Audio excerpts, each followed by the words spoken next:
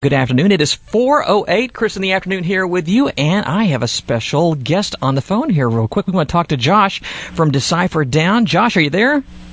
I'm here, man. Great to be here. It is awesome. And, we were coordinating the interview, and Eddie, our station manager, poked his head in and said, Josh is going to call you about 6 o'clock tonight. I go, cool. And here it is, 4:09, but it's 6 o'clock somewhere, isn't it? In two places on the planet somewhere? Yeah, right. It's 6 o'clock somewhere. I guess that's the plan. Well, I tell you what, I'd rather you be early than not call at all. There we go. That works for me.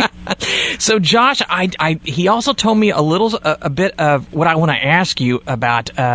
You've got a great story about how you become a drummer, and it's one of those things. Right. It's like most people go into things because they develop a passion for it, but you got drafted or somehow, right? I did. I was growing up in eastern North Carolina. I was a preacher's kid. My dad was what we would classify as a Baptist Costal preacher. Uh-huh. So he was a Baptist minister, but it was Spirit-filled, so he had kind of like a double combination going on there. And so in eastern North Carolina, I'm sure they have them out west too, is they have tent revivals pretty frequently, and drummer didn't show up for tent revival, and you can't really have that. So the music pastor said, Josh, get up on the drums and just do boom cat, boom cat. And I was like, okay. And I was like 11 years old. And so I got up all behind the drums, and I just hit my foot on the kick pedal and then smacked the snare as hard as I could. Didn't touch a single cymbal the whole set, but that was fun. He said, just if I say go faster, you go faster. But anyway, it turned out to be a really, really fun opportunity to dive right in head first, right? That's like getting thrown into a swimming pool, I guess. But were you hooked from that moment, or did you take I was. I already had a little bit of rhythm going on anyway, thank God.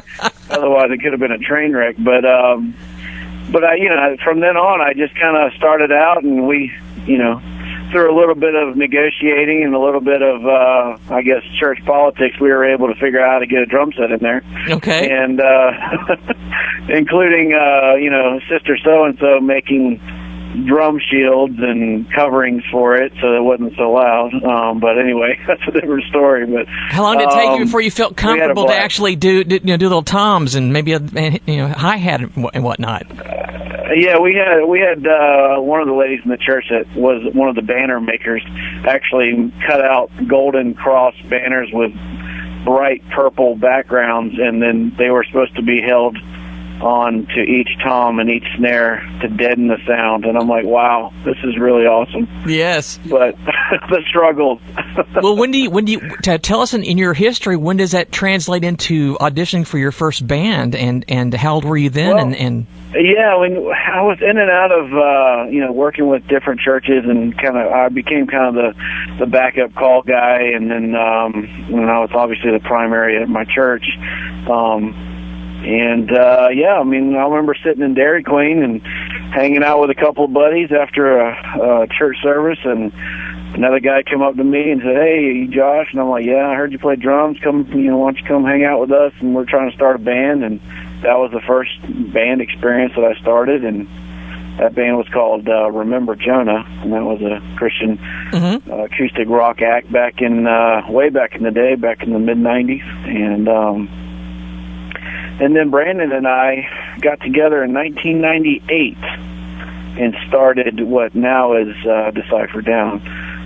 At the time, we were called All Eyes on Him, and then we filtered through a few sounds and members and followed God's direction and as much as we possibly can keep up with, and bam, there you go. Decyfer Down was born. And if I remember correctly, weren't you just Decyfer, and then you get signed to the same record company that Disciples on or whatever? Right. And then they go, well, wait a minute. Everybody confused. Yeah, and I don't know. They sound completely different to me. I know, but, label people always get kind of confused when they just look at things on the shelf, I guess. Label people. Y'all would have been, well, you're still going to be right next to each other right there on the shelf alphabetically, but... Yeah, so you just added another word to it. Calling us disciple, all kinds of weird names, but it's all good. We love those guys. We've been touring with them forever now, and Kevin is an absolutely man of God in his own way, and he's just true on and off the stage as you would expect, and he's just been a great role model for us.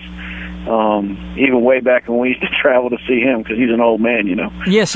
And it's amazing he's been singing that way for all these years. I know. You always think that, well, is he going to be able to get one more year out of it? And he always does. Man, him and Jeremy from 7 Day Slumber, they're like ageless. Like they've been pounding pavement for like 20 years, and they still look the same when I first met them. Oh yeah, good clean living. On the other hand, didn't age so well in the last 15 years, but that's okay. Yes. Well, you know what? We've been talking about the show coming up, and you're going to be in Louisville this Friday, but that's unfortunately completely sold out. They've got the entire capacity. But there is another show that is actually the day before. In Thursday, you guys are going to be in Bowie, which is just northwest of Decatur on that same highway going to Decatur, Texas. You just go a little bit further, you get to Bowie. And so any of our listeners that live maybe in Gainesville or in Denton or in Sherman, Denison, or up there in Oklahoma might want to make a little trip out to Bowie. And there, I think it's a rather large hall. So I think they fit quite a few. They can cram quite a few people in there, if I'm not mistaken. That sounds great. So I'm just thinking that it's always a good time in Texas. Yeah, and so you've already, we can't fit any more people into the Friday show because that one's completely full. And I think the fire code marshal will be there and make sure that he'll do a head count. But ultimately, if you are kind of bummed out, the listeners, and maybe not Josh, but if the listeners kind of bummed out that they aren't going to be able to get to see this lineup, and I think I almost think that we could have had 1,000 people at this Friday show, because of all four of you guys could headline your own, and have all four of you. Really great lineup. I mean, it brought us out of retirement quasi. It's just we haven't done any touring in the last almost 3 years, 2.5 years. We've just been working on music and enjoying our time with our families. This when Joseph and Kevin got together with me and said, "Hey, let's put a little run together in the spring," and it was like, you know what? I think this will fit really great. So now I have to wonder: is there some sort of rock paper scissors deal that goes on to who gets to headline each night of the shows? Or no. Yes. Rock royalty, and Kevin will definitely take that lead anytime. I'll give that him any day.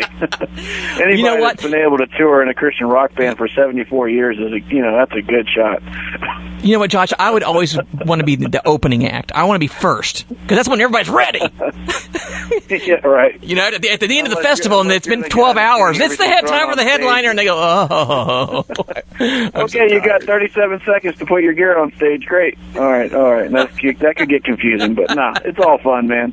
We have a blast, and we're all old salts when it comes to touring. So it's just a blessing to be able to speak into people's lives and to share music and hopefully affect the area that we're coming to. It's great to hear all the stories of the cities that we've already affected on this tour, and we got a long way to go. This goes all the way through to the beginning of May. So there's going to be a lot of ministry going on at this show for sure, if I know all these people like I do. But anyway, Josh, it's been great talking to you. As a matter of fact, if you need more information about this show that's going to be this Thursday in Bowie, there's more information on the bulletin board. Just go to the calendar and whatever the date is for, I think it's the 12th. So check it'll be on the bulletin board calendar there, and you can just click the links and get more information on how to get there and all that kind of stuff and see Josh yourself. So, Josh, thank you for calling.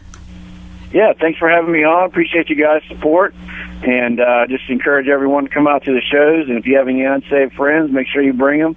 Kevin's bringing a really strong word and is going to be giving an altar call. So it's going to be a really great night. All right. Thank you so much for calling us, Josh, and we'll talk to you soon.